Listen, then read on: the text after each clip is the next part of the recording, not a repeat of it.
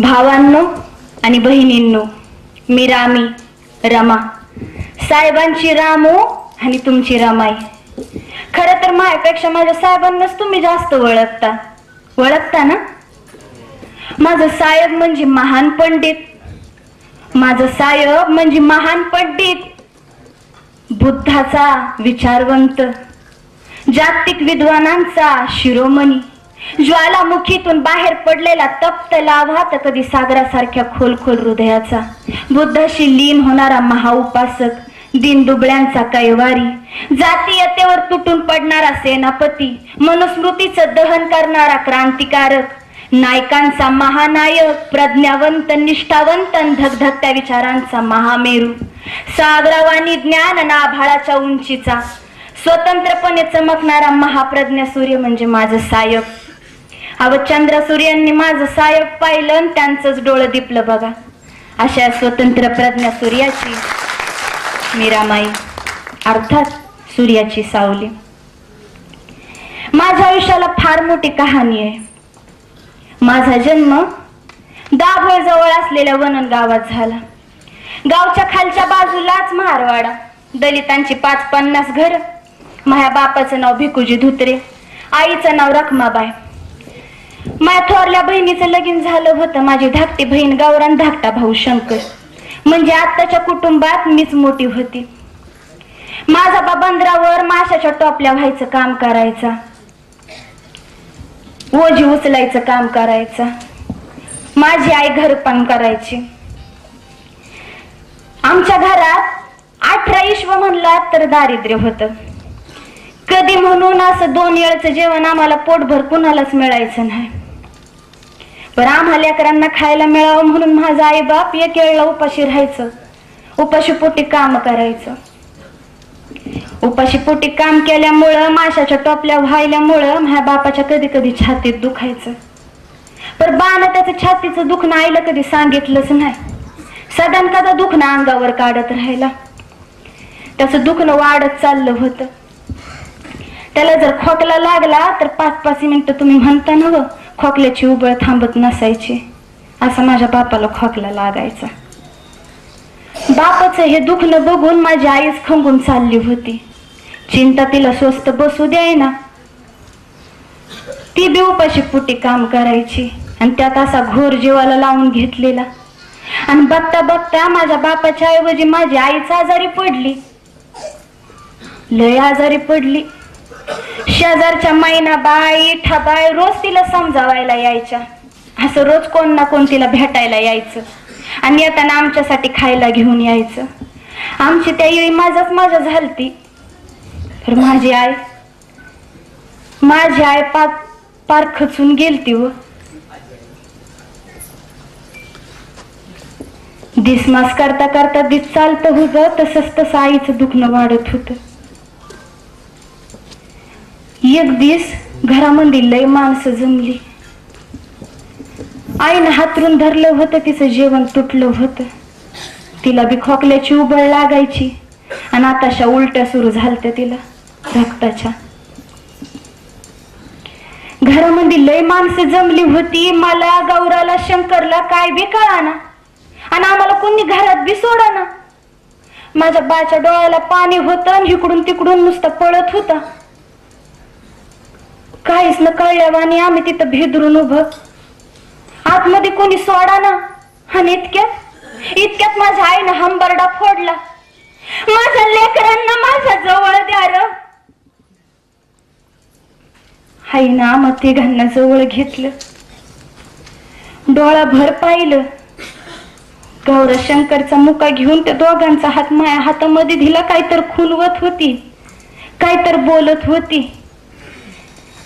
बोलता बोलता तिला लय जोरात ठसका लागला. तिनं पाणी मागितलं. मैनाबाईनं पाणी द्यायला गेली पण पाणी पिता नाही आलं आईला.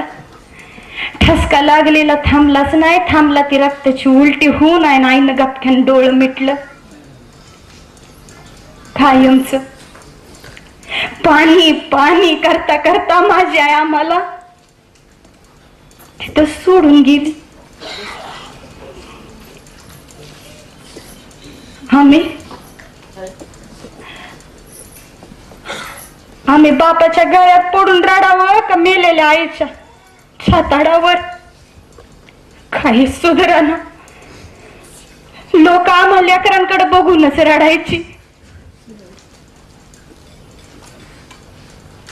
आमची आई आम्हाला लय लहानपणी सोडून गेली. बाच्या डोळ्यातलं पाणी पुसता पुसता माझ्या डोळ्यातलं पाणी हटून गेलं. आई सांगत होती शेवटी, रामा,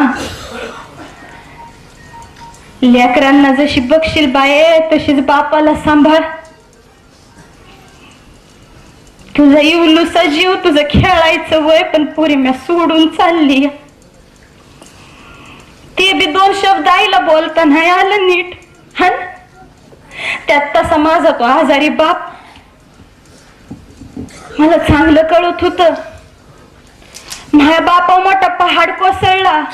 माझा मामा गोविंदपूरकर बी लय रडला.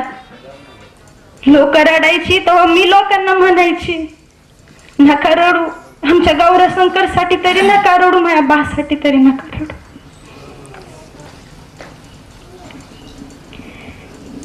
काही दिवस जात नाही तोच बापाचं दुखणं वाढत गेलं. एक दिवस सांच्याला मी भाजीन भात बनवला होता. समद्यांना जेवायला वाढलं. शंकर खात नव्हता, त्याला आईची आठवण आली होती. बाने शंकरकडं पाहिलं कोपऱ्यातनं. बाच्या डोळ्यात पाणी दाटून आलं. मी जवळ गेली शंकरला, 2 घास भरवलं तर पोरग विचारतं, कसं ताये आपली आई कुठे गेली ग? किती दिवस झालं दिसली नाही. मला आईला भेटू वाटतंय ग ताये. आता कसं सांगू त्या लहान लेकराला? आई कायमच्या प्रवासाला निघून गेली ती. आमचा बाप तरी आम्हाला काय समजवणार होता? त्याला बी टीबीचा आजार झाला होता ना, तशा त्यांनी हातरून धरलं बी होत. काम सुटलं त्याच, म्हणून जमल तसं लोकांची किडूक मिडूक काम मी करायला लागली होती बाला बघण्यासाठी. एक दिवस माझा बा सकाळीच पाणी मागायला लागला. रमा रमा करत आरडायला लागला. गौरशंकरला बोलून घे म्हणला. जिकडे तिकडे बातमी पसरली. मी गौरशंकरला बाच्या पशी घेऊन बसली. माझा बा भरल्या डोळ्यानं म्हणतो, कसा बेटा रामी, हे तुझं खेळायचं, तुझं खेळायच्या वयात तुझी आई आम्हाला तुझ्या भरोशावर टाकून गेली आणि मी आता चाललो. मला माफ कर पोरी, तुझ्यासाठी काय नाही करू शकलो. उलट ह्या 2 लेकरांचं वज मी तुझ्यावर टाकून चाललो. या ह्या पोरांना सांभाळ. तूच यांची आई हो रमा, तूच यांची आई हो. भाला म्हणलं, बास बोलू नका. बाण गौरशंकरच्या डोक्यावरनं हात फिरवला आणि माझ्या डोक्यावर हात सुद्धा ठेवू शकला नाही बाबा. त्याचा गळून पडलेला हात धाय मोकलून रडणार गौरशंकर गपक्याने डोळं मिटून घेतलं. माझ्या एडी पिसी झाली. बापाकडे बघू का धाय मोकलून रडणाऱ्या लेकरांकडे? काही सुधराना. किती किती पटकन निघून गेला माझा बाप. आईवानीच संधी दुनिया अनाथ झाली होती आम्हाला. चुलता मामांनी सगळं सोपस्कार केलं. त्या दिवशी सांच्याला कोण जेवलं नाही. माझ्या आईनं, आठवतं मला, माझ्या आईनं घरात काय बी असू दे शिळी भाकर बाला कधी खायला घातल्या बिगर घर सोडू दिलं नव्हतं हो. पण मी आता बापाला उपाशी पोटीच मोर दिलं. संधी दुनिया मला निराधार वाटत होती. समद सोपस्कार पार पडलं. चुलतान मामांनी विचार केला. सगळ्यांनी ठरवलं पोरांना काय करायचं, कुठं न्यायचं. लई विचार करून त्यांनी ठरवून मामा मामींनी मुंबईला नेलं. मामा मामींनी लई जीव लावला व लई जीव लावला मामा मामीने आम्हाला. तरी बी रात झाली का आई बापाची आठवण होयाची. शंकरला घास भरवताना मला आई दिसल्याचा भास व्हायचा. आम्ही मुंबईला पण नजर मात्र वननगावच्या खुराड्यातच असायची. मुंबईच्या त्या माया झालात आम्ही आई बाप शोधत होतो, पण तिथं सारी पाळणारीच माणसं दिसायची. मग लेऊच मळलागत व्हायचं. मनातल्या मनात काळीच दाटून यायचं. मनात वाटायचं आहे आय तू आम्हाला का सोडून गेलीस ग. माझं लगीन तू करणार होती ना, मला चांगल्या घरी देणार होती ना ग तू, आणि मला वाट लावायच्या तूच निघून गेलीस का ग आहे का. सांग ना, सांग तुला कुठल्या दिशेला शोधू मी आता आई. सांग कुठल्या दिशेला शोधू. सारी दिशा माझ्यासाठी शून्य झाल्यात ग. आहे काल जेवताना तुझी लय आठवण आली. मामीनं तुझ्या आवडीची भाजी बनवली होती. खाताना जोराचा ठसका लागला. अन्न ताटच माघारी सारलं. कुणाची बी माय लेकरांना अशी लहान वेळा सोडून जाऊ नये गाय, जाऊ नये. दिस मास करता करता दिस चाललं होत. मी 9 वर्षाची झाली आणि मामा माझ्यासाठी मुलगा शोधू लागला. सगळ्यांना एकच काळजी, या अनाथ पुरीला कोण करेल. ना शिक्षण ना आई बाप, उलट 2 भावंडांचं लोडणं गळ्यात.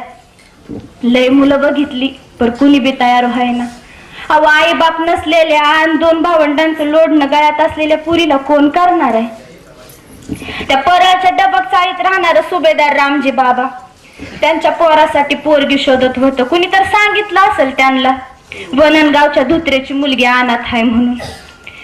रामजी बाबा मामांना शोधत आला आमच्या चाळीत.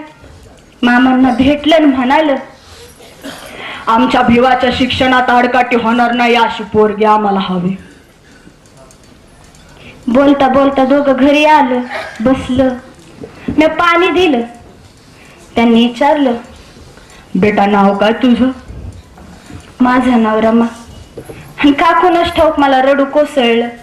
त्यांनी तशीच माझ्या हातावर खडी साखरेची पुडी दिली. मी वाकून नमस्कार केला आणि रामजी बाबा गेलं. रामजी बाबा त्या दिवशी गेलं आणि दुसऱ्या दिवशी आमच्या लग्नाची तारीख ठरली. एकमेकांना पाहिल्याशिवाय बरं का. सगळीकडे चर्चा होऊ लागली. रामजीचा भिवा 9वी पास, पण अडाणी पुरी संग लगीन करतो.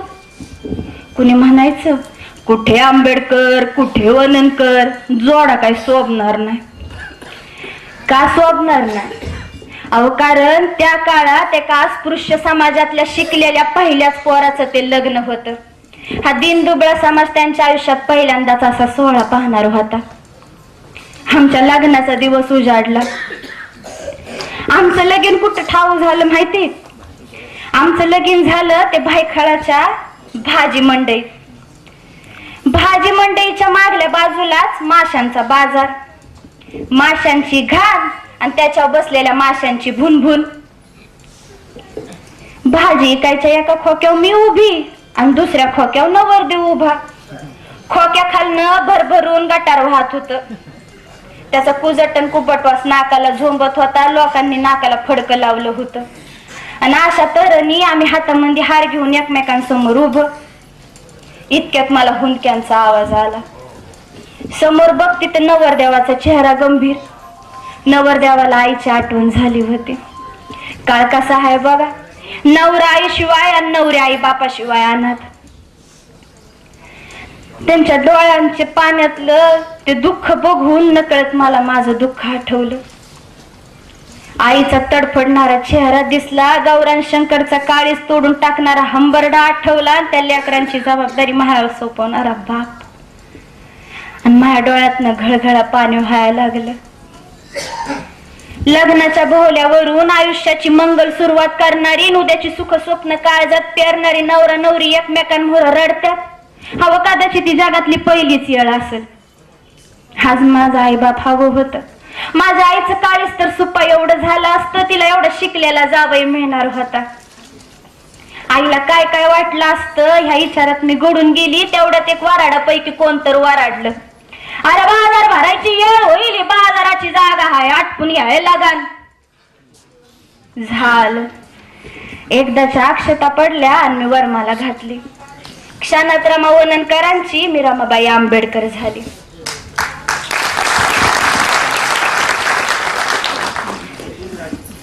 इतक्यात आता 35-40 वर्षाच्या बाईनं गाणं गायलं.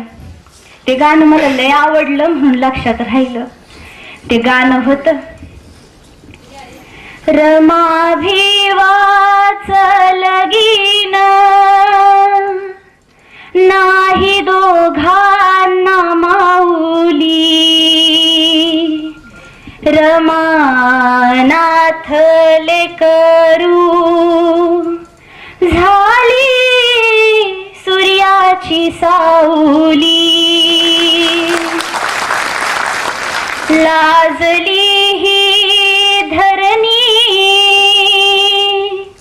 काळ काळाचळा, गोऱ्या गालावर दोघांच्या पाणी वाहे घळा घळा, अशा सूर्याच्या नावाच कुंकू लावील रमान, कसा काळ ही लाजला मान टाकून गुमान.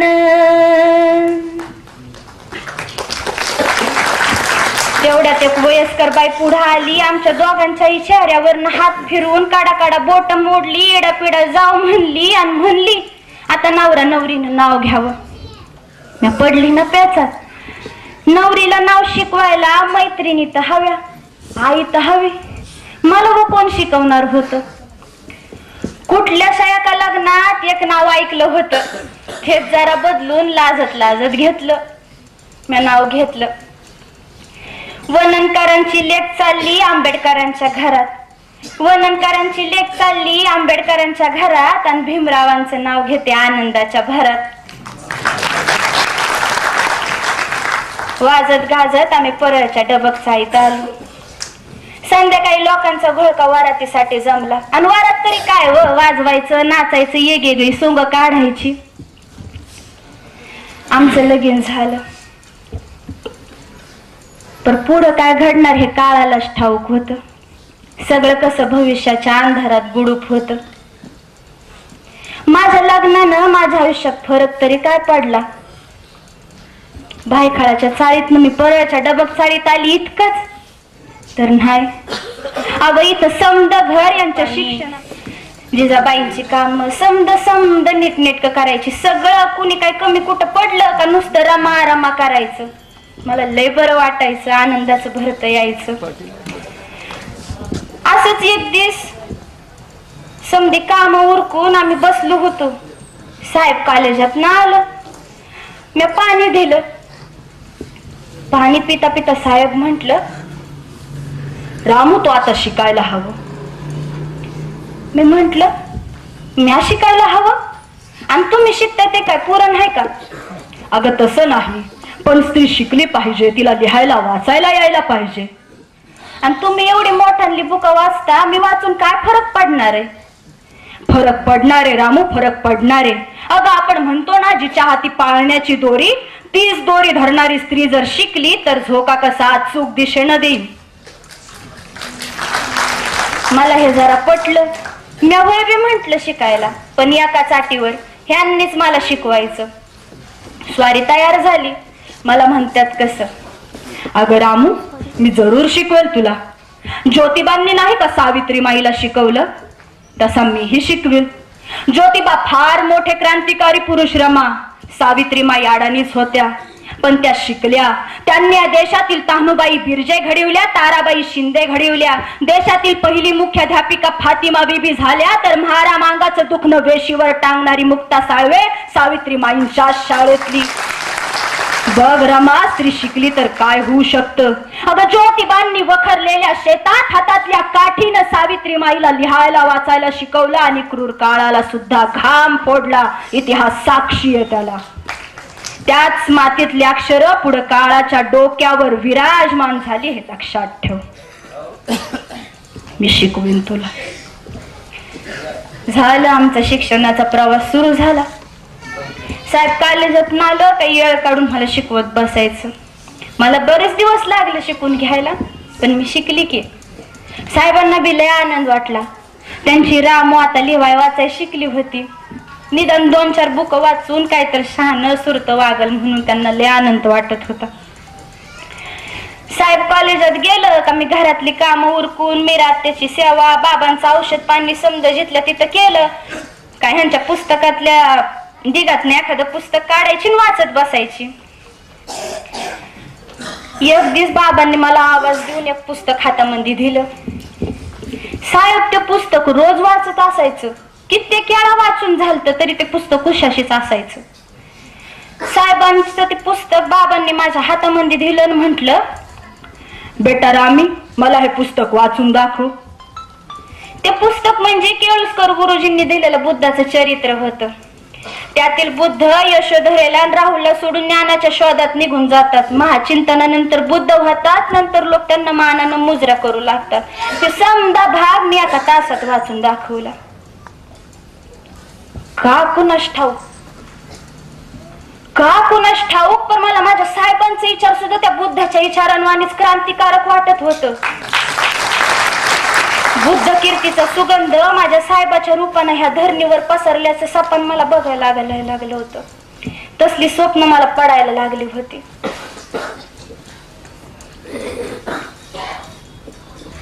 काही दिवसांनी आमच्या घरात नवीन पाहुणा आला. मी आई झाली. सुभेदार बाबा आजोबा साहेब बाप झालं. पोराचं नाव ठेवताना लोकांनी लय काय बाय सुचवलं. कुणी गोविंद सुचवलं, कुणी माधव सुचवलं, कुणी केशव सुचवलं. साहेब म्हटलं, रामू काय नाव ठेवायचं आपल्या बाळाचं? मी म्हटलं तुम्ही ठेवाल ते. यांनी ठेवलं यशवंत. आणि मला म्हणतात कसं, ह्या नावात खूप मोठा अर्थ आहे रमा. अगं महात्मा फुल्यांनी आपल्या दत्तक मुलाचं नाव यशवंत ठेवलं होतं. मग ज्योतिबाच आपला कुलपुरुष समज ना. झालं. यशवंत यशवंत यशवंत. घरात नवीन नावाची भर पडली. सारं घर आनंदानं दुमदुमून निघालं. त्यानंतर माझं साहेब बडोद्याला नोकरीला होतं. तिकडे काही दिवस नोकरी करत असतानाच इकडे सुभेदार बाबांची तब्येत या काय केली ढासळली, खराब झाली. मी ह्यांना तातडीनं तार केली. ते तिकडून आलं आणि येताना बाबांच्या आवडीची सुरेची मिठाई घेऊन आलं. ती मिठाई घेऊन बाबांजवळ गेलं.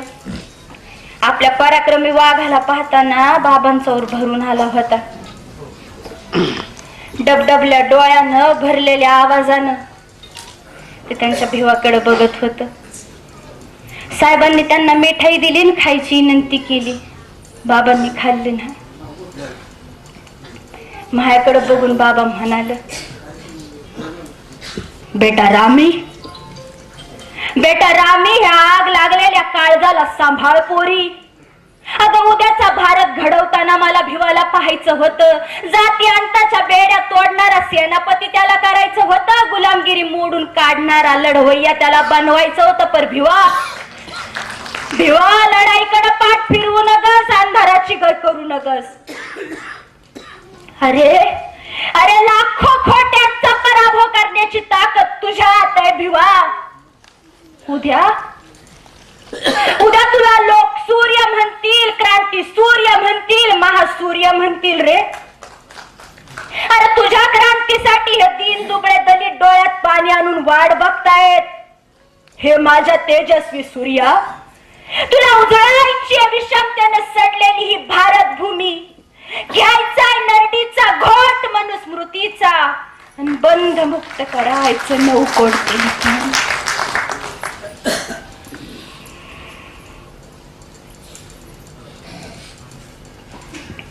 शेवटचा शब्द बाबांच्या वाटातच अडकलं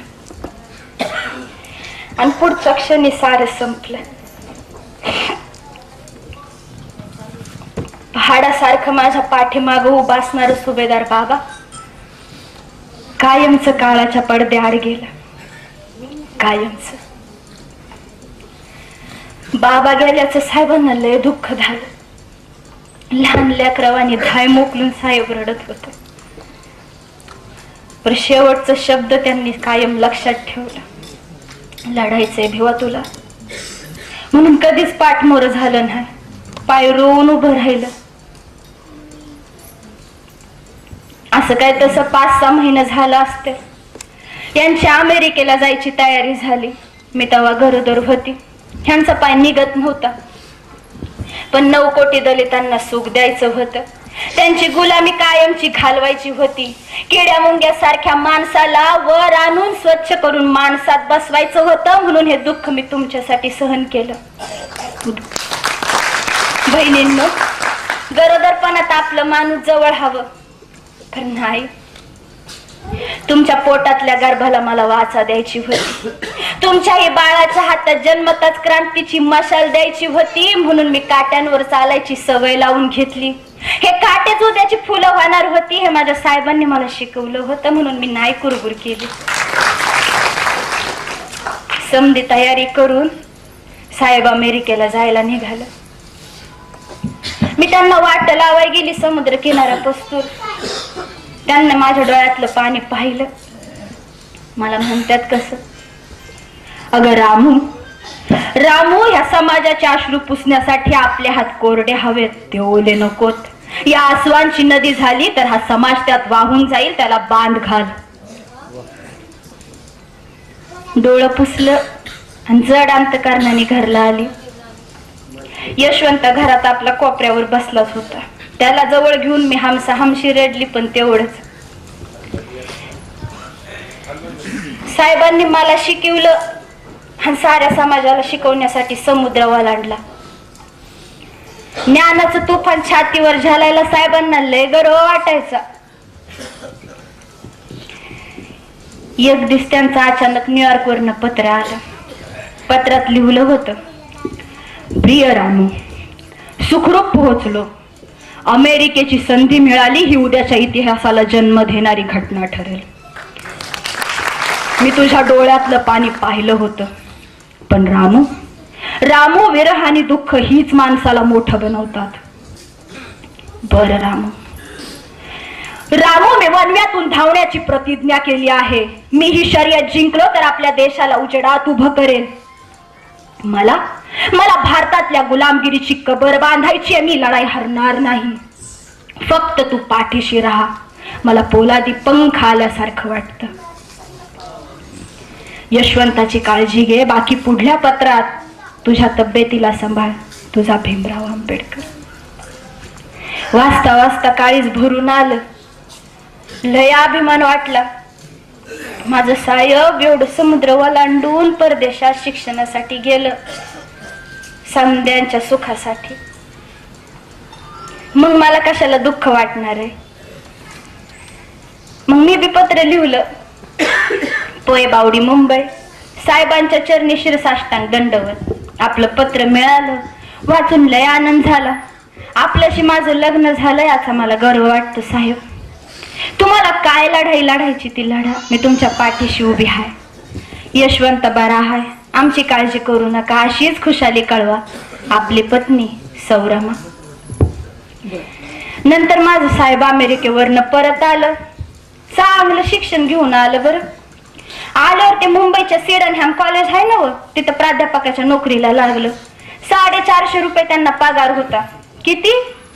450. पर साहेब मला घर खर्चाला फक्त 100 रुपये द्यायचं. किती? फक्त 100 रुपये.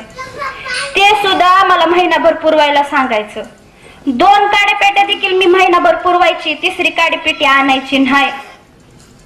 मी रात त्यांची औषध, घरातलं सगळं सामान सुमान, काय लागणार किडूक मिडूक, हे समद 100 रुपयात भागवायचं. कसं माझा जीव लय मेटाक्युटीला यायचा. बाकीचं पैसे साहेब साचवायचं तर कशाला, तर लंडनला जाण्यासाठी, बॅरिस्टर होण्यासाठी. एवढा समजा घर खर्च 100 रुपये भागवता मला येत नव्हता. माझी लय दमछाक व्हायची, चिडचिड व्हायची. शेजारच्यांचे संसार पाहिले का कळत होतं. प्रपंच असा असतो, संसार ह्याला म्हणतात. शेजारचे रोजची रोजी रोटी खाऊन सुखानं जगतात. आणि आम्ही साधारण कदा त्या मृत्यूच्या सहवासात आणि पुस्तकांच्या शोधात. यांच्या प्रज्ञेचा मला थांगपत्ता लागत नव्हता ना यांच्या समाजशास्त्राचं कोड मला सुटत होतं. एक दिवस मी लई चिडली पण त्यांनी हसण्यावारी नेलं. मग मी अजून चिडले. मला म्हणतात कसं, रामू तू जर मला अभ्यास करून देणार नसशील तर मला अभ्यास करून देणारी बायको आणावी लागल. मग मी बी ठणकावून म्हंटल, वय वय आणा की, अगदी 56 आणा, पण एकीला बी मी माझ्या घरात घेत नाही, माझं घर आहे माझं. तसं साहेब मोठ्या मोठ्यानं हसायला लागलं. असं हसायचं क्षण पण आमच्या आयुष्यात लय कमी आलं बघा भावांनो. अगदी बोटावर मोजावं इतकंच. साहेबांचं काय हवं ते पैसे साचलं. साहेबांची लंडनला जायची तयारी झाली. चांगलं आठवतंय त्या धो धो पाऊस कोसळत होता चहू बाजून. त्या समुद्राला बी नुसतं उधाण आल्यागत असायचं. डोंगरा एवढ्या लाटा वाकुल्या दाखवून भीती घालत होत्या आणि अशा लाटांवर स्वार होऊन माझा प्रज्ञा सूर्य लंडनला निघाला होता हागबोटीनं. बऱ्याच वेळा यांच्या खोलीपाशी मी जेवण घेऊन जायचे पण दरवाजा बंद असायचा. उपाशी पोटी अभ्यास काय करत असतील कोण जाणं. मी बी उपाशी पोटी झोपायची, कुरबुर करायची, किरकिर करायची. मी आता कमी केली, बंदच केली म्हणा. कारण मला कळलं होतं तुफानाच्या पायात संसाराची बेडी टाकून त्या तुफानाला जखडून ठेवता येत नाही. त्याला त्याचं स्वतंत्र अस्तित्व असतं. हे उद्याचा सूर्य मी माझ्या येऊलुशा तळहातानं झाकण्याचा प्रयत्न करत होती, पर तो सूर्य उद्या माझ्याच दारातून उगवणार होता. मग मी या महासूर्याची सावली व्हायचं ठरवलं. जगायचं तर यांच्या विजयासाठीच.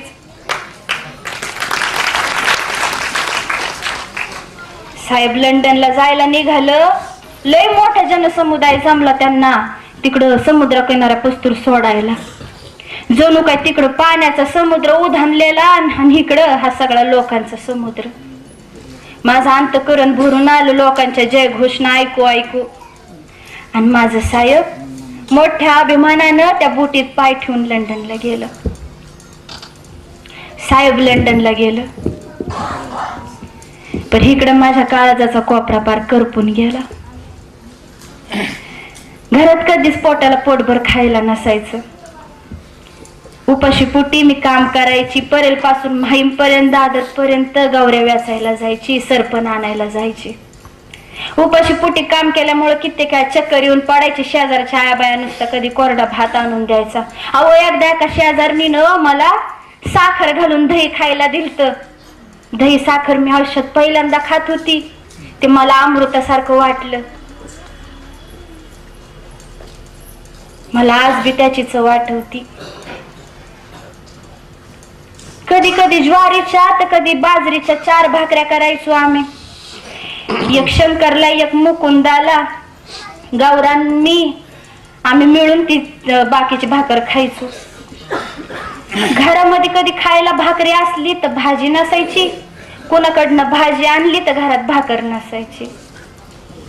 कधी कधी लई दिवसाचं शिळ तुकडं मागून आणायचो, तेच गरम पाण्यामध्ये भिजवून खायचो.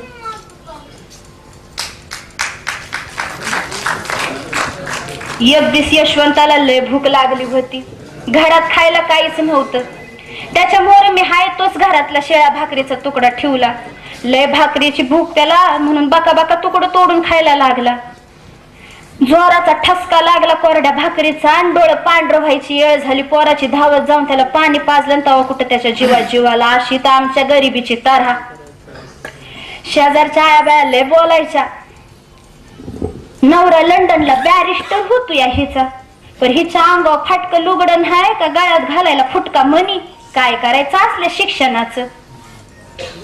बऱ्याच वेळाला रडू यायचं. मेल्याहून मेल्यासारखं वाटायचं. पुण्यांदा साहेबांचं शब्द आठवायचं. पुण्यांदा उमेद यायची आणि वाटायचं. त्यांना तर काय कळणार आहे क्रांतीची ज्योत पेटवताना स्वतः जाळून घ्यायला लागतं ते. साधारण कदा जाळायचं जर ठरलं होतं तर किरकिर करायची ना.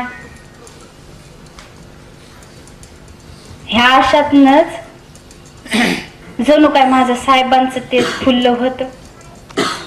कधी कधी कुरबुर केली, नाही साहेब तुम्ही शिक्षण घ्या, तुम्हाला काय शिकायचंय ते शिका, मोठं व्हा. माझं साहेब नंतर लंडन वरनं बॅरिस्टर होऊन भारतात आलं. लई मोठा सत्कार केला आपल्या लोकांनी त्यांचा. वेगवेगळ्या समाजातली लोक त्यांचं सगळीकडे लई नाव झालं होतं. साहेब मोर्चे काढायचे, कसली तर आंदोलन करायचे, घरामध्ये चर्चा चालायच्या, भाषण द्यायचं, सदन कदा कार्यकर्त्यांची आपली यजा चालू असायची. साहेबांचं लय लांब लांब पर्यंत नाव पसरलं होतं. चांगला वकील, नावाजलेला वकील. आणि एक दिवस तुम्हाला आश्चर्य वाटल, साहुराज आमच्या साहेबांना शोधित आमच्या चाळीत आलं. सिमेंटी चाळीत आमच्या तिथं डांगा उभा केला खाली आणि खालनच मोठ्यानं हाक मारली, आवा आंबेडकर साहेब. साहेब खाली गेलं. काय आज्ञा आहे महाराज? आज्ञा बिज्ञा काय नाही, तुम्हाला कडकडून भेटावं म्हणून आलो. असं म्हणून एकमेकांनी त्यांनी प्रेमानं मिठी मारली. रस्त्यावरची चाळीतली 100-200 माणसं हे दृश्य टकामका बघत होती. एवढा मोठा संस्थानाचा नरेश, शिवरायांचा वंशज एक महाराज माझ्या साहेबांना प्रेमानं मिठी मारताना बघून मी तर पुरती हरखून गेली. सावराज या भेटीत साहेबांना म्हणाल, डॉक्टर बाबासाहेब आंबेडकर, मला आता या समाजाची काळजी नाही. या समाजाची उद्याची धुरा तुम्हाला तुमच्या लेखणीच्या टोकावरच सावरावी लागणार आहे. मी आता निश्चिंत झालो. कधीतरी रमा बहिणीला धाडा आमच्या कोल्हापूरला माहेरपणाला. आमच्या पन्हाळ्याचं वातावरण लय झाक आहे. साहेबांच्या डोळ्यात टचकन पाणी आलं. एवढा मोठा माणूस, एवढा मोठा राजा, तो छत्रपती मला बहीण म्हणून माहेरपणाला बोलवतो. ही पातच त्या काळी किती न्यारी होती. आणि तसं पाहिल्यावर वनंगाव सुटल्यावर मला तरी माहेर कुठं होतं. शाहूराजांच्या शब्दातच मला माहेर पुन्हा गवसलं. लय आनंद झालता. काही दिवस जात नाही तस एक दिवस सकाळ सकाळी एक गरीब माणूस धाय मोकलून रडत साहेबांपाशी आला. साहेबांचं पाय धरलं ना अजून मोठ्या मोठ्याने रडायला लागला. साहेबांना त्यांना उठवलं आणि विचारलं तर त्यानं सांगितलं पुन्हा सावकारानं त्याची जमीन बळकावून त्याला जातीवाचक शिव्या दिल्या होत्या. पण साहेबांनी त्याला उठवल्यावर म्हटलं, अरे उठ उठ आणि जा, चालता हो. जाऊन त्याला जाब विचार, मग माझ्याकडे ये. मला अशी रडणारी माणसं नकोत, मला लढणारी माणसं निर्माण करायची आहेत. उठ, 100 वर्ष शेळी होऊन जगण्यापेक्षा एक दिवस वाघ होऊन जग. जा, जाऊन त्याला जाब विचार, मग माझ्याकडे ये. तसं तो उठला तर तर निघून बी गेला. मी म्हंटल, हवं साहेब, त्याचं दुःख दूर करायच्या ऐवजी तुम्ही त्यालाच दूर लोटलं. असं का केलं? तुम्ही समद्यांची केस घेता, मग त्याची घ्यायला काय झालं होतं? साहेब म्हंटल, अगं रामू, ह्या समाजाला अन्याय अत्याचार सहन करायची सवय लागलीये, गुलामीची सवय लागलीये, म्हणूनच तो अजूनही अन्याय अत्याचार सहन करतो. पण मला बंड करणारी माणसं निर्माण करायची आहेत. अगं गुलामाला गुलामीची जाणीव करून दिली नाही तर गुलाम बंडच करू शकत नाही. मी म्हटलं ते समजा ठीक आहे व साहेब, पण तुम्ही नेहमी किती प्रेमानं समजवता, एक एक एक एक गोष्ट उलगडून सांगता, तसं का नाही सांगितलं? तू सांग रामू, यांना अजून किती दिवस प्रेमानं समजवायचं? तूच सांग. अजून किती दिवस मोर्चे काढायचे, आंदोलन करायची, किती दिवस भाषण द्यायची? यांना एवढी भाषा कळत नाही. यांना जर भंडाची आणि क्रांतीचीच भाषा कळणार असेल तर मी त्याच भाषेत बोलणार. मला त्यांना त्यांच्या गुलामीची जाणीव करून द्यायची. आणि तू काय म्हणतेस, असा केस घेण्यामध्ये मी कोणता भेदाभेद करतो? अजिबात करत नाही राम. एक केस ऐक. पुण्यात जेधे लाड बागडे यांच्यावर जातीची मानहानी करून ब्राह्मणांनी त्यांच्यावरती कोर्टात केस दाखल केली. कुठल्याच जातीच्या वकिलानं त्यांची केस घेतली नाही, त्यांना येरवड्याच्या तुरुंगात डांबलं होतं. शेवटी सेशन कोर्टात अपील करून मी त्यांना सोडवलं आणि हे सिद्ध केलं की आमचा ब्राह्मणांना विरोध नसून ब्राह्मण वादाला विरोध आहे. अगं इथं जातीचा प्रश्न येतोच कुठे? सांग ना, इथं जातीचा प्रश्न येतोच कुठे? पण जवळकर म्हणतात ते खरंय. ब्राह्मण ही चीज अशी आहे जी भेदाशिवाय जगत नाही आणि गुलामीशिवाय जन्मत नाही. यांचे पुतळे करण्याऐवजी कागदी पुतळे करून जाहीरपणे जाळण्याचे सण साजरे करावेत. कोठे मृत महाराष्ट्रातून कडव्या सत्यनिष्ठतेचा झंझावात उत्पन्न करणारे महात्मा फुले आणि कोठे पुराणाच्या कापूसवाती हाती देणारे टिळक. कुणबटांना कौन्सिलात काय नांगर धरायचं, वाण्यांना काय तागडं धरायचं आणि शिंप्यांना काय मशीन चालवायची असं भाषण ठोकणारे हे टिळक. साहेब, हे लोक एवढे सनातनी का असतात व? एवढेच? अगं पुढं ऐक, जवळकर काय म्हणतात.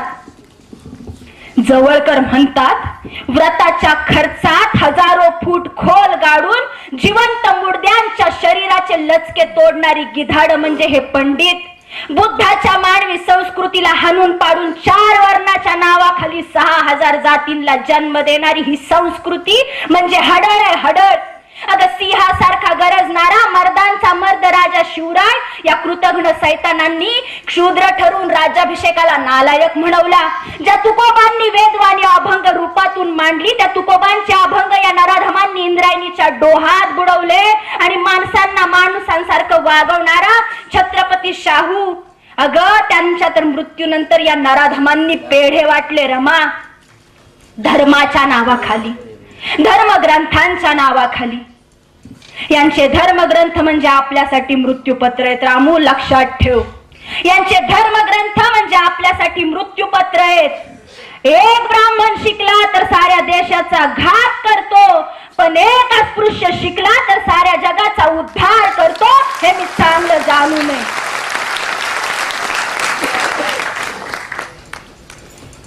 साहेबांचा तो करारीपणा, ते रूप बघून, ती चेहऱ्यावरच तेज, ती बंडाची भाषा, ती क्रांतीची दिशा, समद बघून माझं काळीज भरून आलं. मला दिसत होतं, मला कळत होतं, या समाजाला, ह्या दलितांना माझ्या साहेबाच्या रूपानं चांगला नेता भेटला होता, बाप भेटला होता. भेटला होता ना व? भेटलेला ना? पण तुम्हाला सांगते, जरी या समाजाला, ह्या दलितांना माझ्या साहेबांच्या रूपानं बाप भेटला होता ना, तरी त्यांचं घरातलं बाप पण आणि माझं आई पण दुःखाच्या पडद्याआड पार इरून गेलं होतं. कसं ते सांगते तुम्हाला. साहेब पहिल्यांदा ज्यावेळेस अमेरिकेला जायला निघालं त्यावेळेस मी गरोदर होती. साहेबांना जायचं नव्हतं, पाय घरातनं निघत नव्हता. तर बाबांचं स्वप्न पुरं करायचं होतं, गुरुजींनी दिलेली शिकवण अंमलात आणायची होती. साहेब जायचं दुःख तर होतच, पर तुम्हाला सांगितलं सदान का दास ते दारिद्र्याने आमची पाठ कधी सोडली नाही. 7 जन्माची जणू काय आमच्या नशिबी ती गरिबी पुजल्यागत पुजली होती. कधीच पोटाला पोटभर खायला मिळायचं नाही. तसंच गरोदर उपाशी पोटी काम करायचे. त्यामुळे झालेला पोरगा तब्येतीने नाजूकच होता. त्याचं नाव रमेश ठेवलं होतं. रमेश तसा पहिल्यापासून आजारीच वाटायचा. कधी असा पोटभर खायचा नाही, प्यायचा नाही.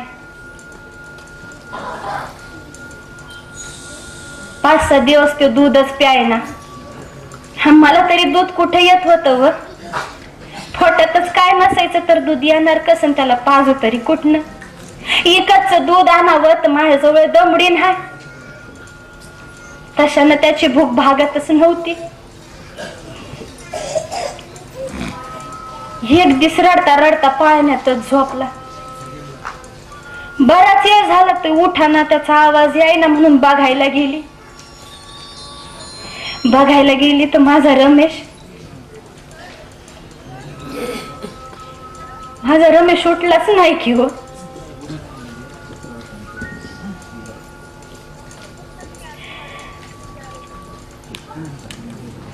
माझा रमेश मला सोडून गेला कायमचा.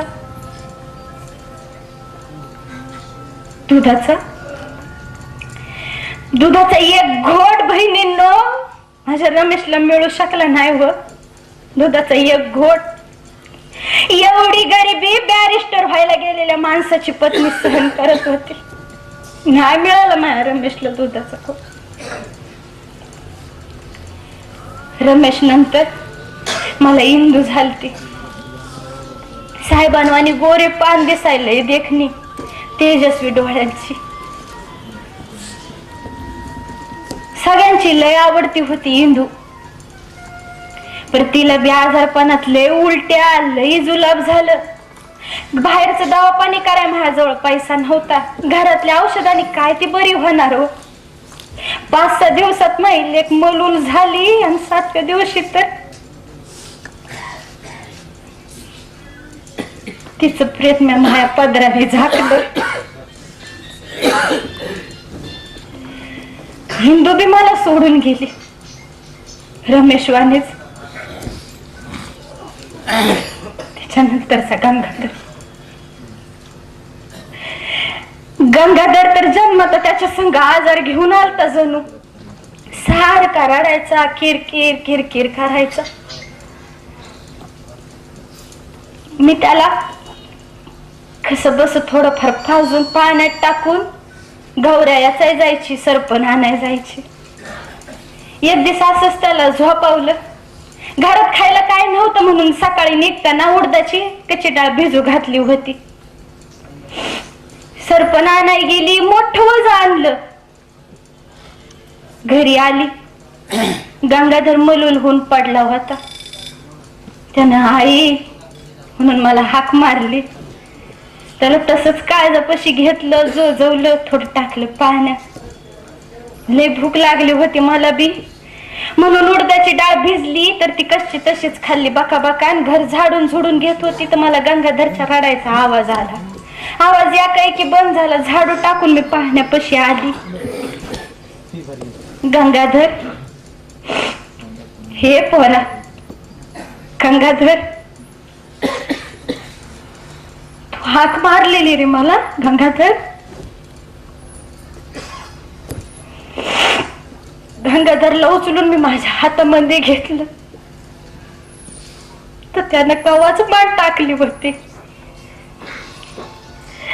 त्याचं पाठीला चिकटलेलं पोट त्याच्या उपासमारीची आमच्या दारिद्र्याची दुर्दशा दाखवत होत. त्याच्या बरगड्या निव्वळ मोजून घ्यावा अशा दिसत होत्या. निव्वळ मोजून घ्यावा. गंगाधर बोल, मला हाक मार.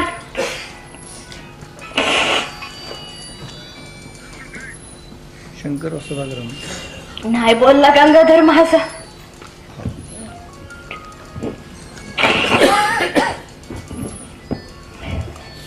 गंगाधर बी मला सोडून गेला.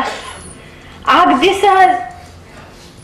आईवानी, बापावानी, रमेशवानी, इंदुवानी.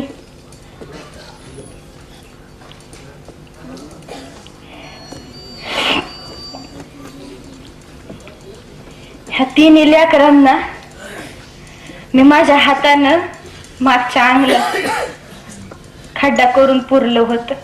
या हातांनी माझं. साहेबांनी त्या दुःखाची झळ पोहोचू दिली नाही. त्यांचं शिक्षणात लक्ष लागणार नाही म्हणून त्याही काही कळवलं नाही. त्याच्यानंतरचा राजरतन तर साहेबांचा लय लाडका होता, लय गौरव होता साहेबांसारखाच. दुसरं लहान धाकट साहेब समद म्हणायचे त्याला. साहेबांचा त्याच्यावर लय जीव होता. जाता येता त्याला बघितलं बिगर साहेबांना चैन पाडायचं नाही. राजरतनला खेळवायचं, त्याच्यापाशी बसायचं, त्याला 2-4 गोष्टी वाचून दाखवायचं, असं साहेबांचं सारखं चालू असायचं. लय जीव साहेबांचा त्याच्यावर. राजरतनला लहानपणीच न्यूमोनिया झाला होता, तो कळून नाही आला. आणि एक दिवस मी धुणं वाळत घालत होती तर राजरतन चक्कर येऊन पडला. मी ह्यांना कोर्टात निरोप धरला. ते तातडीनं आलं, त्याला दवाखान्यात न्यायला लागलं. पण साहेबाच्या मांडीवरच राजरतननं शेवटचा श्वास घेतला. साहेब तर येडपिस झालं. त्यांना तर खरं वाटेना राजरतन गेला. मी आता जमिनीवर गाड्या गाड्या लोळायला लागली. माझा आई पण जणू काय समधी समधी मिळून वडून घेतात येत, काढून घेतात येत असं वाटत होतं मला. रडून रडून रडणार किती, डोळ्यातलं पाणी आटलं तर पाणी आणणार कुठून, आणणार किती. आणि साहेब तर पार कोलमडून गेलत. साहेब जरा राजरतनला ज्या खोलीत खेळवायचं, चारायचं, झोपवायचं त्या खोलीत साहेब जात नसत. साधन कदा त्यांच्या खोलीचं दार लावून बसून घ्यायला लागलं. माझ्याशी बी संन्याशी वृत्तीनं वागायला लागलं. कार्यकर्ता आलं तर त्यांना भेटत नव्हतं. बुरुज ढासळल्यागत साहेब वागत होत. मग मीच एक दिवस धीर करून साहेबांनी जे मला शिकवलंय ते मी त्यांना सांगितलं आणि म्हंटल, साहेब जीवन नश्वर आहे. सांगितलं होतं ना तुम्ही, साहेब हे जीवन नश्वर आहे. तुम्ही मला जे सांगितलं तुम्ही ते बी ऐका. तुम्ही यातनं बाहेर पडा साहेब. दुःख करत बसण्यात काहीच अर्थ नाही आणि रडण्यानं काही साध्य होणार नाही ना साहेब. तुम्ही या दुःखातनं बाहेर पडा साहेब. या दुःखातनं बाहेर पडा. आणि साहेब ज्या बोटानं मला कुंकू लावलं ना तेच बोट या समाजाला दिशा दाखवणारं ठरावं आणि या दीनदलितांच्या कामी यावं साहेब. ह्यातच रामजी बाबांचं स्वप्न आहे. त्या समाजाचं भलं आहे साहेब. तुम्ही यातनं बाहेर पडा. माझा शब्द ऐकून साहेब घाईवरलं. त्यांचा ऊर भरून आला. त्यांना दिलासा मिळाला. बाहेर येण्यासाठी माझी साथ मिळाली. संसाराच्या विस्तवात कितीदा तर स्वतःला भाजून घेतलं पण कधी त्याची घराला झळ बसू नाही दिली. साहेब पुण्यांदा कामाला लागलं. समद दुःख विसरलं. ते दुःख मला विसरण्यासाठी एक गोष्ट तुम्हाला सांगते. साहेब लंडनला होतं ना तेव्हा त्यांनी मला एक पत्र पाठवलं होतं. जणू काय समद्या उभ्या जन्माचा आराखडा त्यात लिहिला होता. कसल्या तरी कबुली देण्याच्या अर्जावात त्यांनी पत्र लिहिलं होतं. त्यात लिहिलं होतं, रामू मी तुझा खूप मोठा अपराधी आहे. मला क्षमा कर. मी तुला सुख देऊ शकलो नाही. तुझा अनाथपण मिटवू शकलो नाही. तुझी गरिबी घालवू शकलो नाही. पण तू या 9 कोटी दलितांची माता झालीस रमा. हे भाग्य कोणा नारीला मिळणार नाही. सूर्याचा धर्म प्रकाश द्यायचा असतो तर झाडाचा धर्म सावली द्यायचा. तू सावलीचं काम करतेस रामू. तू सावलीचं काम करतेस. आणि हे वाचून मूठभर का व्हायना मास माझ्या अंगावर चढलंच बघा. समज लिहिलं तर त्यांनी त्याच्यात आमच्या 4 लेकरांचा मृत्यू, त्यांचा जहाजाचा प्रवास, माझ्याशिवाय त्यांचं झालेला हाल, त्यांच्याशिवाय माझं झालेलं हाल, काळाराम मंदिराचा सत्याग्रह, त्यांनी काढलेले मोर्चे, आंदोलन, समद लिहिलं होतं. ते पत्र मी उसाशी ठेवून झोपायची. का तर कधीतरी मला झालेला आजार त्यानं कमी होईल. पंढरपूर बाबतचा प्रसंग असाच माझा जीव पिळवटून टाकणारा आहे. मी देवाला मानित होती बरं का. मी देवाला मानित होती. मी यांना चोरून लपून देव पूजायची. त्यावेळी मी त्या पंढरपूरच्या इठू बद्दल लय काय बाय ऐकलं होतं.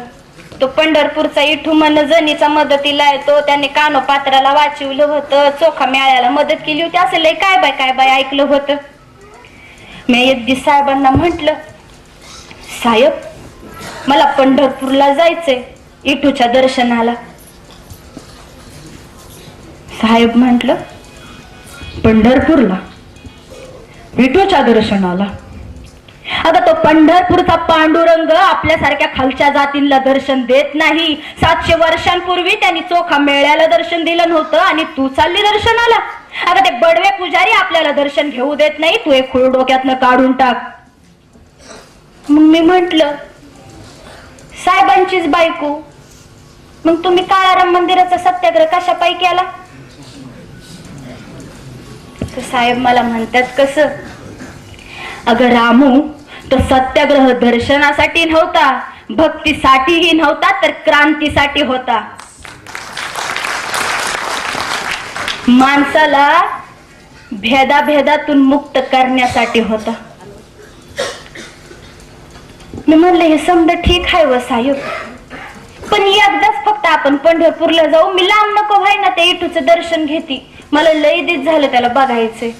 तुम्ही नका येऊ, पण मला लांब तर दर्शन घेऊ द्या. तसं साहेब कडाडलं, नाही नाही नाही, ते बडवे पुजारी आपल्याला दर्शन घेऊ देत नाही. सांगितलं ना तुला जायचं नाही, तू विषय डोक्यातनं काढून टाक. तशी मी धाय मुकलून रडायला लागली, घाबरली. तर मला घाबरलेली रडताना बघून साहेब म्हणतात कसं, अगं रामू लहानपणी बाबा मला कबीरांचे दोहे म्हणायला सांगायचे. त्यातला दोहा ऐक, दुनिया इतनी बावरी जो पत्थर पूज जाए, घर का पत्थर कोई न पूजे जिसका पीसा खाए. ही माणसं, ही नराधम त्या दगडाला शेंदूर फासून त्याला पुसतात. पण घरात जे दगडी जात असतं त्यात धान्य दळलं जातं, त्यातनं पीठ मिळतं, त्या पिठाची भाकर बनते. ती भाकर आपली भूक भागवते. त्या दगडी जात्याला ही नराधम पूजत नाहीत. हा किती दुष्टपणा. ते काही नाही रामू, इथून पुढं आपण माणसांमध्येच देव शोधायचा. तू हे पंढरपूरचं खूळ डोक्यातून काढून टाक. अगं आपण आपल्या प्रेमानं, आपल्या भक्तीनं, आपल्या नव्या क्रांतीनं नवं पंढरपूर उभारू. पण त्या ठिकाणी लोक भक्तीसाठीही येणार नाही, दर्शनासाठीही येणार नाहीत, तर क्रांतीसाठी येतील आणि बंधमुक्त होतील. असं पंढरपूर आपण उभारू. त्या पंढरपुरात विज्ञानाचा गजर होईल, समतेचा तिथे संपूर्ण माणसांचा वैश्विक नारा असेल. तेथूनच बंधुत्वाचा सुगंध गावोगाव पसरेल आणि समतेचा संदेश तेथूनच मिळेल. असं पंढरपूर आपण निर्माण करू, जे माणसाला माणूस म्हणून जगवणारा असेल. तू हे पंढरपूरचं खूळ डोक्यातनं काढून टाक. एवढं सगळं ऐकल्यावर पंढरपूरचं येड माझ्या डोक्यातनं गेलं ते कायमचंच. बहिणींनो, तुम्ही बी तुमच्या डोईवरची ती परडीन त्या घरातल्या देवारा फेकून द्या. या 33 कोटी दगडांनीच आपलं वाटोळ केलंय बघा. पहिला फेकून द्या. साहेब लंडनला असताना 18 तास अभ्यास करायचं. कधी कधी जेवायला बी जात नसायचं. भूक लागली तर पावाचा तुकडा जवळ घेऊन बसलेला असायचं. पाव शिळ होऊन जायचं ऋतून हे नरड्यामध्ये, म्हणून पाव पाण्यात बुडवून खायचं. साहेब 18 तास उपास मार, सदान कदा जागरण, अभ्यास. कधी खाल्लं तर खाल्लं, कधी नाही खाल्लं. त्यामुळे त्यांची तब्येत लय खराब झाली होती. भारतात परत आल्यावर केळुसकर गुरुजी त्यांना म्हणाल, अरे भिवा, तुझी तब्येत म्हणजे समाजाचा दागिना आहे. ती खरी जर नसल, चांगली नसल, तर तू यांचं काय भलं करणार. तब्येतीला सांभाळत जा. केळुसकर गुरुजींचा साहेबांवर लय जीव होता. पोटच्या लेकरावानी ते त्यांना सांभाळायचं. पुढे गुरुजींचा एका आजारपणात मृत्यू झाला. साहेबांच्या मनाला ही गोष्ट लय लागली. बाबा गेल्यानंतर साहेब जसं रडलं होतं तसं गुरुजी गेल्यानंतर मायापाशी रडलं आणि मला म्हणलं बी, अगं रामू, ज्यांनी मला बुद्ध दाखवला, ज्यांनी बुद्ध शिकवला, ज्यांच्यामुळे मी यशाची चव आजपर्यंत चाखत राहिलो, तेच गुरुजी मला आता सोडून गेले. रामू सोडून गेले. साहेबांच्या मनाला ही गोष्ट लय लागली. त्यांनी गुरुजींचे शब्द फार मनावर घेतलं होतं. ह्या समाजाचा दागिना व्हायचं. दिसमास त्यांचं काम वाढत चाललं होतं. एका मागणं एक काम चालू असायची. लोकांची रीग भी लागलेली असायची. असंच एक दिवस त्या शांतीचं पोरग लय आजारी होतं. पोरग लय आजारी होतं, तापानं फनफनलं होतं. तिची बी आमच्या वाणीच परिस्थिती. डॉक्टरकडे जायला पैसा नाही.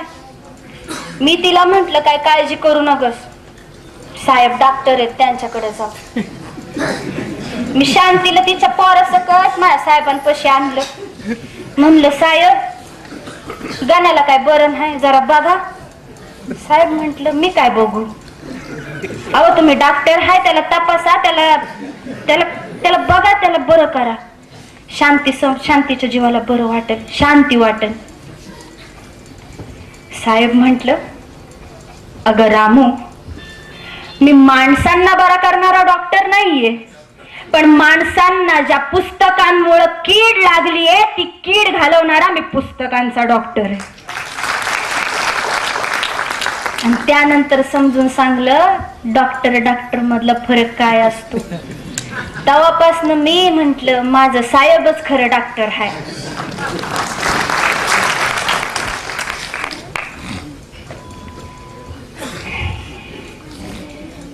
साहेब लंडन वर आलत तेव्हाची ही गोष्ट आहे. अशीच चटका लावती, मला कधी बी आठवली की डोळ्यात पाणी येत. साहेब येणार म्हणून सारी जनता आनंदानं उधानून त्या समुद्रापेक्षाही जास्त गर्दी त्या समुद्र किनाऱ्यावर जमली होती. साऱ्या जनता समुद्राला बघून साहेबांचा ऊर भरून आला. सारा परिसर, सारा आसमंत त्यांच्या जय घोषणांनी दुमदुमून गेला होता. साहेब येणार म्हणून ह्यांचं थोरलं बंधू बाळारामने घरातल्या समद्यांना नवीन कापडे घेतली. मी माझ्या पसंतीनं लुगडं घ्यावं म्हणून मला पैसे बी दिलं. साहेब यायचा दिवस उजाडला. साहेबांनी बोटीतनं पाय खाली ठेवला आणि त्यांच्या गळ्यात फुलांच्या असंख्य माळा पडल्या. माझा बी जीव साहेबांना बघण्यासाठी धडपडत होता. पण म्या कशी जाणार आणि कोणाला सांगणार. माझं लुगडं तर फाटलेलं, 2 रंगाचं 2 तुकड्यांनी शिवलेलं. बॅरिस्टरची बायको अशी गेली तर लोक काय म्हणतात. मग मला आठवलं शाहूराजांनी एकदा साहेबांना सत्कारात जरीचा फेटा दिला होता. मी तोच फेटा काढला फडताळात न आणि लुगड्यासारखा नेसला. पण फेटा तो फेटाच, लुगड्याची सर त्याला कशी येणार. समुद्रात मासेमारी करणाऱ्या कोळीन बायांवानी मला तो घोट्या पस्तुरच आला. तुम्ही हसताय पण माझेच मला लाज वाटले. पण माझ्या साहेबांच्या स्वागताला मी गेली पाहिजे ना, म्हणून मी तशीच लाज झाकत समुद्र किनाऱ्या पस्तूर गेली. लांब उभी राबून साहेबांचं समद कौतुक बघत होती. त्यांची बी नजर मला शोधण्यासाठी भिरभिरत होती. आणि इतक्यात न राहून मी जोरात वरडली साहेब. धावत जाऊन त्यांच्या पायावर डोकं ठेवलं. माझ्या डोळ्यातल्या पाण्याने त्यांच्या पायात बुट धुवून निघली. घरला आल्यावर त्यांनी मला विचारलं, रामू, घरातील सर्वांच्या अंगावर नवीन कपडे असताना तू पटका का नेसलास. बाळारामने तुला पैसे नाही दिले. त्यांनी मला पैसे दिलं होतं साहेब, पण काय रामू, तू पटका का नेसलास, साडी का नाही घेतलीस. तेवढे विचारस्तवर मी जुन्या पेटीत ठेवलेली नवी धोतर जोडी काढली, साहेबांच्या हातात दिली. म्हंटल साहेब, मला दिलेल्या पैशातनं मी तुमच्यासाठी धोतर जोडी घेतली. बॅरिस्टर साहेब, तुम्हाला झोपायला ती फाटकी गोदडी होय म्हणून तुमच्यासाठी झोपायला ही गादी घेतली. साहेब जेवायला बसायला हा पाट घेतलाय तुम्हाला. बस साहेब, जेवढं त्या पैशात आलं मी समज तुमच्यासाठी घेतलं. मला माझ्यासाठी काय बी नग साहेब, काय बी नग. तुमचं हे रूप बघून मला लय आनंद झालाय साहेब. मी लय समाधानी आहे. मला आता काही नको, तुमच्या सुखातच माझं सुख सामावलंय साहेब. असंच मोठं व्हा फक्त, असंच लढत राहा फक्त. माझा शब्द ऐकून साहेब घाईवरलं. त्यांच्या डोळ्यात पाणी दाटून आलं.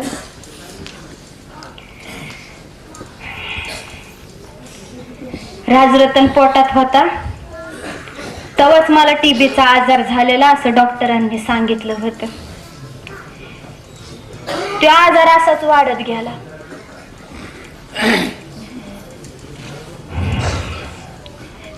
साहेब, समजा डॉक्टरांना कळकळून सांगायचं, काहीही करून माझ्या रामाला वाचवा. पण डॉक्टर म्हणलं कधीच पोटाला पोटभर खायला मिळालं नाही आणि उपाशी पोटी काम केलं, त्यामुळं आजार बळावत गेला. आणि आता अशा टोकाला पोचलाय की आम्ही काही करू शकत नाही, काहीच नाही. साहेब धाय मोकलून लहान लेकरावानी रडायला लागलं होतं. पण मला काय वाटत नव्हतं. माझी शेवटची एकच इच्छा होती, एकच इच्छा बहिणींनो, भरल्या कपाळानं जायला मिळावं. मी असं म्हंटल का साहेब माझ्या तोंडावर हात ठेवायचं आणि म्हणायचं रामू रामू, अगं भरल्या घरात असं बोलू नकोस. प्रकाशाची दारं तुझी वाट पाहत असताना तू भिजण्याची भाषा बोलतेस.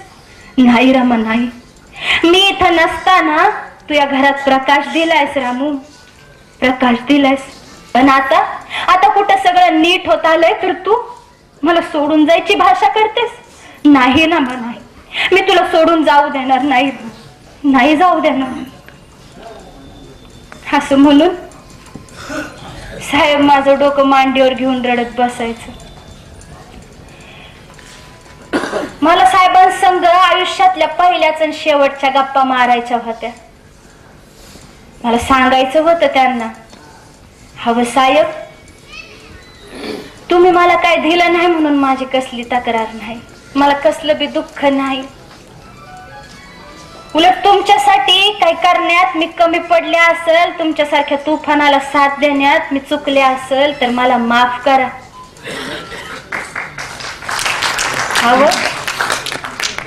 हवं या बहिष्कृत भारतातल्या बहिष्कृत माणसाचं दुःख तुम्ही तुमच्या काळजावर कोरून घेतलं साहेब. त्यात माझ्या आजाराच्या दुखण्याची भर नको साहेब, अजिबात नको साहेब. ह्या जगात कोणत्या नारीला मिळालं नसेल असं भाग्य मला दिलं तुम्ही. अहो या 9 कोटी दीनदलितांची मी माता झाले, सांगा ना हे भाग्य कोणत्या नारीला मिळणार आहे साहेब.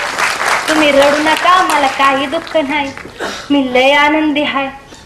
तुमच्याशी माझं लग्न झालं याचा मला अभिमान वाटतो साहेब. हे दुःखाचे अलंकार घालून मिरवताना मी भीमरावांची पत्नी होते हे सांगताना मला लय गर्व वाटतो साहेब. माझं डोकं मांडीवर घेऊन साहेब रडत होतं. त्यांनी मला औषध पाजलं, थोड्या वेळानं कॉफी पाजली. रात्रीपासनं कुणी काहीच खाल्लं नव्हतं. समजा राजगृह परिसर माणसांनी भरून गेलेलं, जणू काय रांजल्या गांजल्यांची मी माता ही रमाई सगळ्यांना शेवटचा निरोप द्यायच्या सीमेवर उभी होती. शेवटचा निरोप. आमचा यशवंता भयभीत नजरेनं कोपऱ्यात बसून रडत होता. भरलं ताट माझ्या समोर आणून साहेबांनी मला घास सारायचा प्रयत्न केला. मी नाही म्हंटल. यशवंताला खुनानं जवळ बोलवलं आणि त्याला आम्ही दोघांनी मिळून तो घास चारला. पहिला घास आमच्या लेकराला आम्ही चारलेला मिळून. मला माझ्या साहेबांसंग लय बोलायचं होतं. मला त्यांच्या संग समध्या घरांमध्ये प्रकाश पेरायचा होता, तर माझी ताकद संपली होती, काही करू शकत नव्हते. साहेबांना बोलायसाठी माझा जीव तुटत होता, पण माझ्या डोळ्याला अंधारी आली होती. मला मोरचं काय बी दिसत नव्हतं. लोकांचा मोठा घोळका मला पुढं सरकताना दिसत होता. साहेबांचे शब्द हमरत होता आणि माझी झेप साहेबांना बोलण्यासाठी धडपडत होती, पण माझी वाचा गेली, मला बोलता येईना. पण माझ्या साहेबांचं शब्द हमरत होत. ते शब्द मला सांगत होत, रामू उभ्या वादळात साथ दिलीस ग, उभ्या वादळात साथ दिलीस. कठोर काळालाही तू तुझ्या पदरात सामावून घेतलंस रमा, आणि आता एकटीच प्रवासाला निघालीस.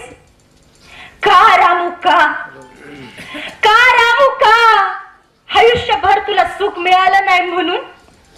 तुझ्या पोटचे गोळे या दीनदलितांसाठी मातीत गेले म्हणून? का तुला आयुष्यभर उपाशी आणि अनाथच मारावं लागतंय म्हणून? नको रामा,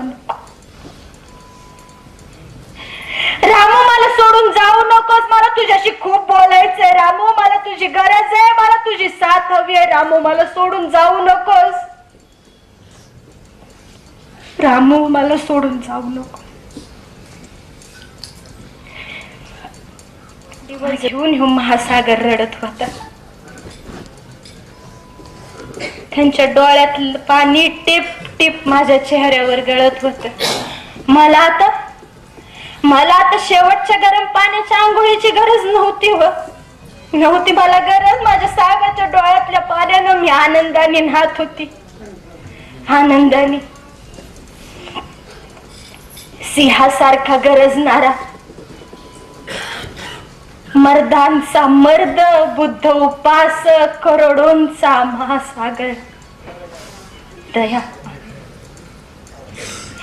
युगायुगांच्या भेगा बुजवणारा, युगालाही लात मारणारा युगंधर मी रडताना पाहत होते.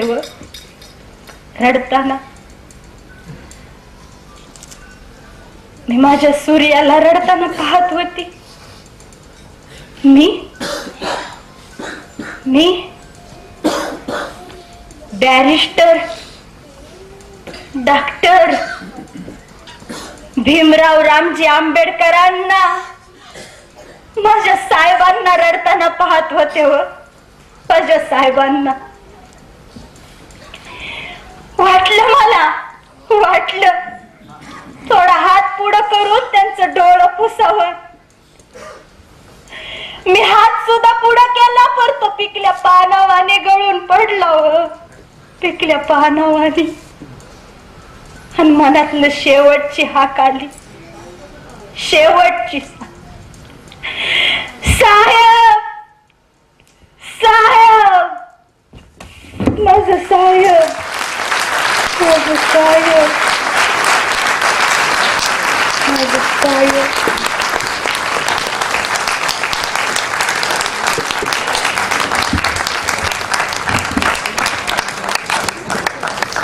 धन्यवाद. जय भीम.